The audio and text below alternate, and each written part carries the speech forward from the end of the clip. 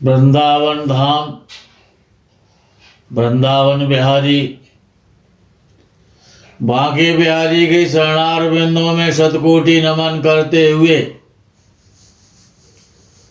मित्रों को, जिज्ञासुओं को, धर्म प्रेमियों को, ज्योतिष विज्ञान प्रेमियों को हर हर महादेव, बम बम भोले नमः शिवाय। मित्रों, संसार में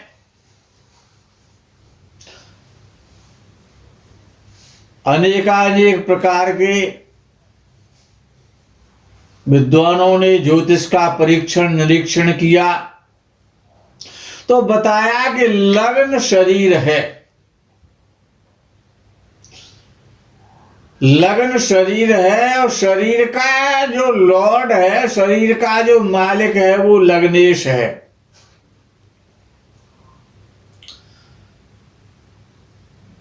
आपको पता है, आपको बताया गया है, आप लोग जानते हैं, कोई भी ग्रह यदि नीच राशि का है, शत्रु राशि का है, अस्त है, मित्र है, पाप पीड़ित है, उसका क्या परिणाम होता है? विशेष रूप से लग्नेश के लग्न त्रिकोण भी है और केंद्र भी है। तो जैसा लग्नेश होगा, लग्न शरीर है, तो जब चोट लगती है, किसको? शरीर को लगती है। रोग होता है तो शरीर को होता है, जर्जर होता है तो शरीर होता है, कमजोर होता है तो शरीर होता है, कष्ट भोगता है तो शरीर भोगता है। तो जब वो शरीर भोगता है तो शरीर के विषय में सबसे पहले विचार करना चाहिए। इसीलिए तो विद्वानों ने कहा कि पहला सुख निरोगी काया। जो प्रथम कोटि का, जो उच्च कोटि का, जो सबसे सुंदर सुख माना गया है, वो शरीर निरोग होना और दीर्घायु होना। दीर्घायु कब होगा व्यक्ति की? जब निरोग रहेगा। तो जैसा लग्नेश होता है वैसा ही शरीर को सुख और दुख होता है, उसी प्रकार के रोग होते हैं, उसी प्रकार के एक्सीडेंट होते हैं, उसी प्रकार से चोट लगती है, उसी प्रकार से व्यक्ति का शरीर होता है, सुंदर है, कुरूप है, जैसा लग्नेश होगा। अच्छा लग्नेश, अच्छा रोग से बड़ा कोई शत्रु तो है नहीं। यदि आप रोगी हैं तो संसार रोगी हो जाएगा। यदि आप स्वस्थ हैं, आप निरोग हैं, आप जवान हैं, सुंदर हैं, हृष्टपुष्ट हैं, तो सुंदर शरीर में और सुंदर मस्तिष्क का निवास होता है और सुंदर मस्तिष्क में सुंदर बुद्धि का प्रवास होता है। तो जैसा लग्नेश होगा, क्योंकि लग्नेश बहुत महत्वपूर्ण है, त्रिकोण भी है और केंद्र भी है। इसीलिए तो विद्वानों ने कहा कि लग्नेश सबसे उत्तम सर्वोत्तम ग्रह, और लग्नेश कभी खराब फल नहीं देता। लेकिन जब नीच का हो जाता है तो क्या रोग देगा जिसके कारण शरीर जर्जर होगा, कष्ट मिलेंगे, शरीर का भी दुरुपयोग होगा, संपत्ति का भी दुरुपयोग होगा, धन का भी दुरुपयोग होगा, तन का भी दुरुपयोग होगा और मन भी परेशान रहेगा। ये सब कुछ होगा तो लग्नेश को देखा जाए। अच्छा नीच का जो ग्रह होता है वो बड़ा खराब होता है। अब नीच तो नीच है ना। अब नीच में भी क्या और नीच हो सकता है? अतनीच तो हो सकता है। और अतनीच अगर देखना है तो अंशों के आधार पर देखा जा सकता है। अब विषय आ जाता है कि वो तो आप जानते हैं कि कितने अंश पे कौन उच्च का होता है, उतने ग्रह पे वो ग्रह अपनी नीच राशि में परम नीच का हो जाता है। सीधा सा सिद्धांत है। तो विचार करते हैं किसी का सिंह लग्न है तो लग्ने सूर्य यदि नीच राशि का है, यदि लग्ने सूर्य नीच राशि का है, और नीच राशि का कब होगा लग्ने सूर्य, सिंह लग्न का स्वामी सूर्य कब होगा नीच का, कि जब वो तीसरे भाव में बैठेगा। अच्छा, जब वो तीसरे भाव में बैठेगा तो रोग क्या देगा शरीर में, विचार यहां करना है। किस ग्रह के नीच होने से कौन कौन से रोग होते हैं, शरीर के किस अंग में कष्ट होगा, ये आपको श्रवण करने को ज्ञान मिलेगा, इसका आनंद लें आज। तो जब सिंह लगन है तो सूर्य का क्योंकि सबसे पहले नंबर पर सूर्य आता है, क्योंकि सूर्य राजा है। तो जब सूर्य नीच का होगा, सूर्य नीच का कब होगा कि जब सिंह लगन होगा, और नीच का जब बैठेगा तो वो तीसरे भाव में बैठेगा लग्नेश होकर के, सिंह लगन का स्वामी। तो वो करेगा क्या कि तीसरा भाव हाथ की हड्डी तोड़ेगा, हाथ में चोट लगेगी, बाजू में चोट लगेगी, बाजू में दर्द होगा, कान संबंधी समस्याएं पैदा हो जाएंगी, कान के रोग होने लग जाएंगे। अच्छा, जो आपके जो छोटे भाई बहन होंगे वो पीड़ित होंगे और दुखी रहेंगे, आपके छोटे भाई बहनों को पीड़ा देगा, आपके पिता युवावस्था में काफी रोगी रहेंगे, और आपको सीधे अंग में चोट लगेगी, हाथ में कष्ट देगा, हाथ में दर्द रहेगा, बाजू में दर्द रहेगा, उंगलियों में कष्ट होगा, हड्डी टूट सकती है, फ्रैक्चर हो सकता है, राइट बाजू में कान के रोग हो सकते हैं। हाथ, कान और कंधे इनसे संबंधित परेशानी मिलती है जब सूर्य नीच का होता है। और जब चंद्र नीच का होता है, अर्थात किसी का कर्क लगन है, अगर किसी का कर्क लगन है तो चंद्र नीच का अगर हुआ तो वो पंचम भाव में बैठेगा। केवल नीच के ग्रहों की चर्चा हो रही है। ये जो विषय है इसका एक दो प्रकरण जो भी बनेगा वो नीच पर बनेगा, और हर ग्रह को बताया जाएगा कि ये क्या करेगा। तो यदि चंद्र नीच राशि का है तो चंद्र नीच राशि का तब होगा कि जब आपका कर्क लगन होगा। कर्क लगन का लग्नेश जब चंद्र नीच का होगा तो पंचम भाव में बैठेगा, और जब वो पंचम भाव में व्यवस्थित तो होगा नीच का चंद्र लग्नेश होकर के कर्क लगन वालों का, तो वो क्या करेगा, पेट के रोग देगा,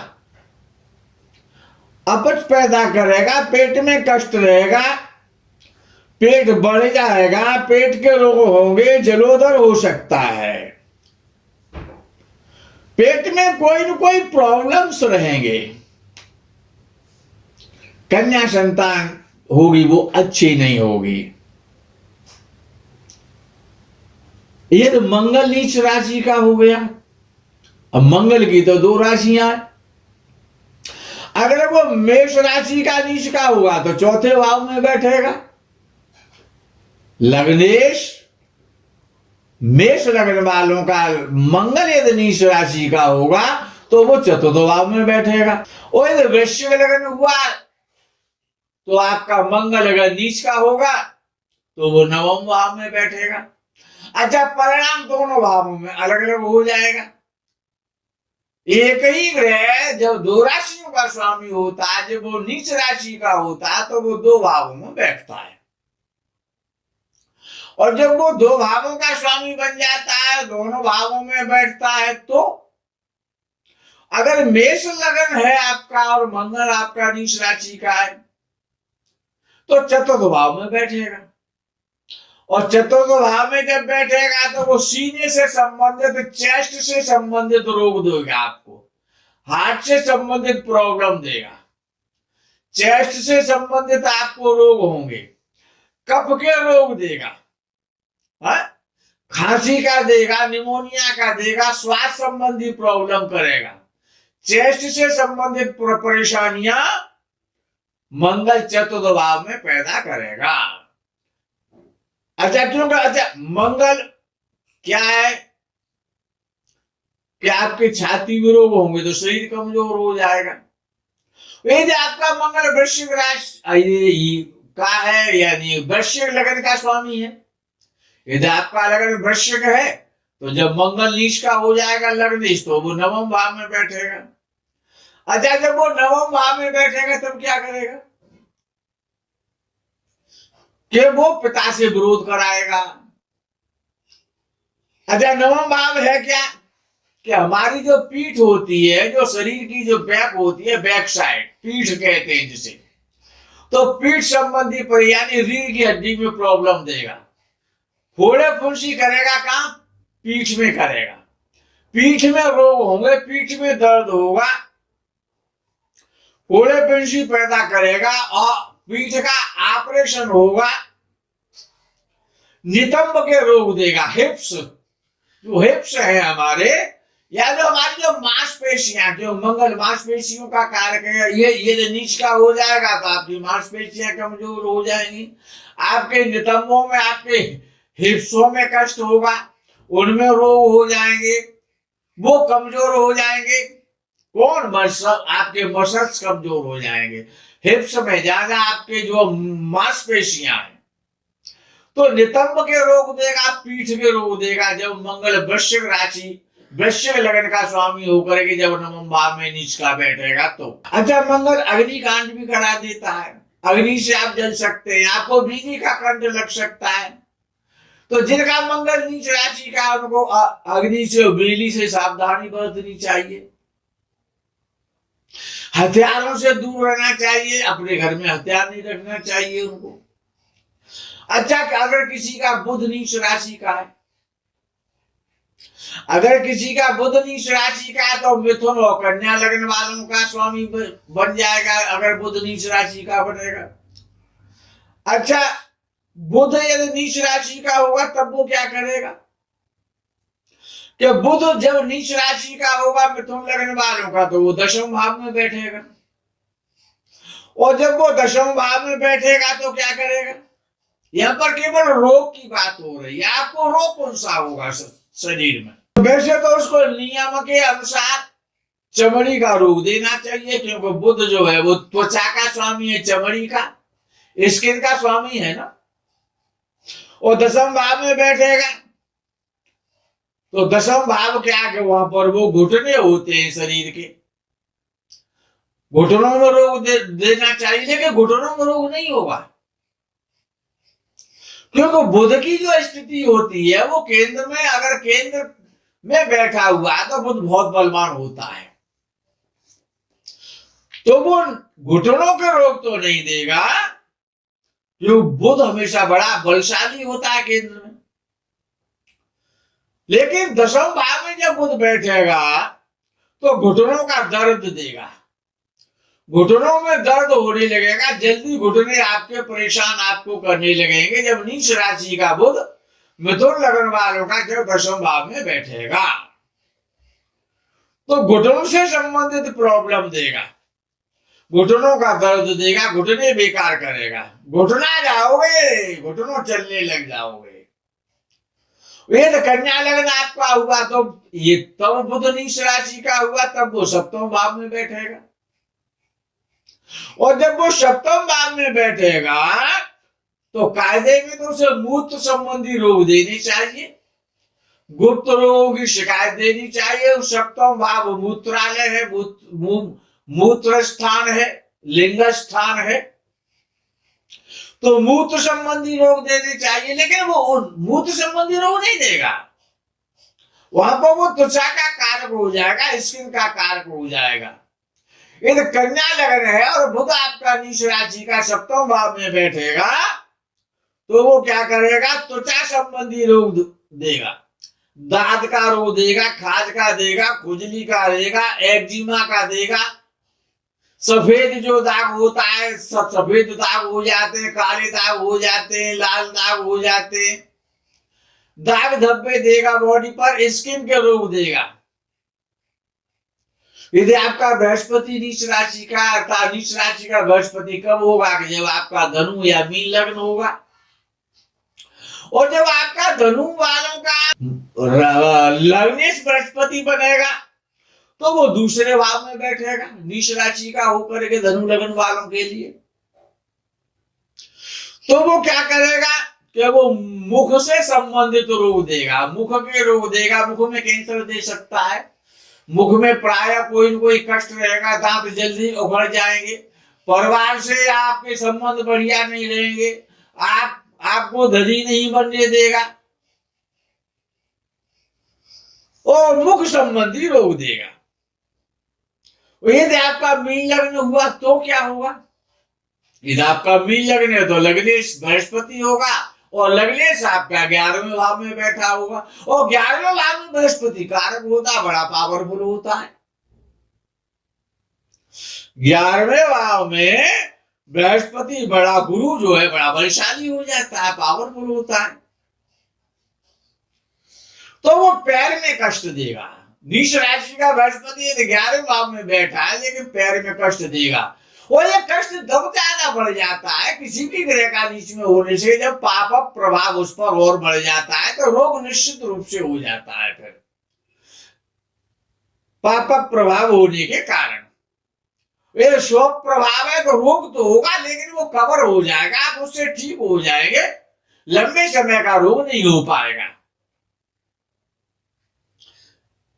तो पैर में तकलीफ देगा यदि आपका बृहस्पति नीच राशि का, इनका मीन लग्न वालों का यदि एकादश भाव में बैठता है तो पैर संबंधी तकलीफ देगा, पैर संबंधी रोग देगा, पैर कमजोर हो सकता है, पैर में लकवा मार सकता है, पैर टूट सकता है, पैर जल सकता है, पैर में दर्द की प्राय शिकायत रह सकती है, और जिनको पैरों में प्राय पसीना आता रहता है, स्वेद आता रहता है, उनका बृहस्पति हमेशा 11वें भाव में देखा गया है।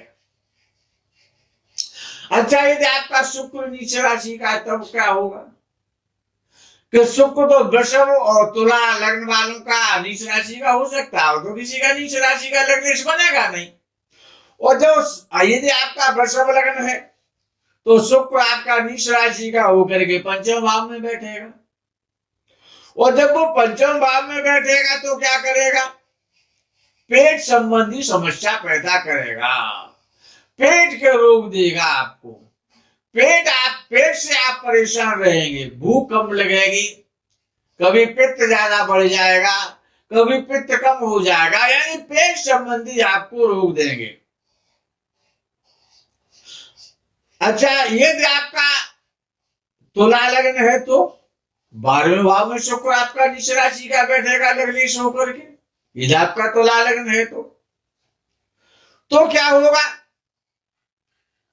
कि आपके एड़ी है, पैर की जो एड़ी होती है, नीचे का जो मोटा वाला पीछे का जो पार्ट होता है जिसे एड़ी कहते हैं, एड़ी में, पैर के तलवे में, टखने में आपको तकलीफ देगा, नींद आपको कम आएगी, नींद से आप परेशान रहेंगे, क्यों 12वां भाव जो है वो नींद की समस्या पैदा कर देगा, टेंशन में रहेंगे आप। यदि आपका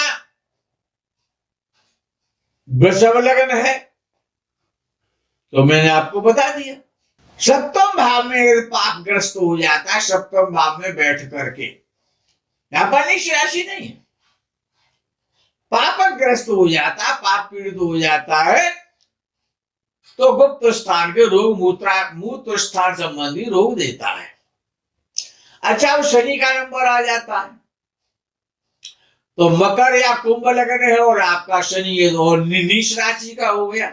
ये तो मकर लग्न है आपका तो शनि आपका नीच राशि का अगर होता है तो वो चतुर्थ भाव में बैठेगा, और जब चतुर्थ भाव में शनि बैठेगा तो आपको श्वास का रोग देगा, श्वास की नली में समस्या पैदा हो जाएगी, खांसी प्राय बनी रहेगी, श्वास के रोगी होते, दमा अस्थमा देगा आपको, सर्दी से प्राय रोग आपको होने लग जाएंगे। और ये वही शुक्र वो शनि आपका यदि आपका कुंभ लग्न है तो वह आपका शनि तीसरे भाव में बैठेगा। तीसरे भाव का शनि बड़ा पीड़ित करता है, वृद्धावस्था में श्वास का, दमा का, अस्थमा का रोगी बना देता है और व्यक्ति बड़ा दुखी रहता है, बड़ा पीड़ित रहता है। तो ये सूर्य से लेकर के शनि पर्यंत जो मैंने आपको अभी जो नीच राशि के ग्रहों का लग्न के आधार पर लैलेश बनाकर उनका जो वर्णन किया है, जो आपको बताया गया है, ये बड़ा विचारणीय विषय है। उच्च का आप देखना चाहते, मित्र राशि का ग्रह देखना चाहते, तो नीच के विषय में आपको कौन बताएगा। यद्यपि आपको अच्छा नहीं लगा होगा, हो सकता है, क्योंकि मैंने आपसे धन की बात नहीं किया कि आप बहुत बड़े आदमी बनेंगे, आप पर लेंटर तोड़ के आने वाला, छप्पड़ घोड़ा करके दे देगा भगवान आपको, ऐसी कोई मैंने चर्चा नहीं की है। केवल ये बताया है कि आपका शरीर सुखी है तो आप सुखी हैं और संसार सुखी है, क्योंकि सबसे उच्च कोटि का सुख निरोग होना है, दीर्घायु होना है, स्वस्थ होना है, मन बुद्धि तन से स्वस्थ रहना है, ये सबसे परमोच्च सुख है।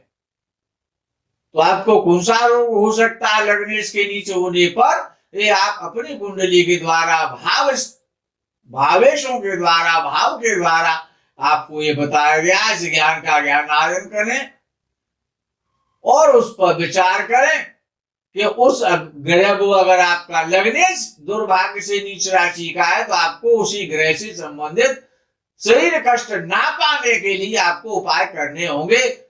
इसी प्रकरण में इतना ही, यही विराम देते हैं। आगे के प्रकरण का आपको इंतजार रहेगा। तब तक के लिए हर हर महादेव, बम बम भोले, नमः शिवाय। जय वो माता की।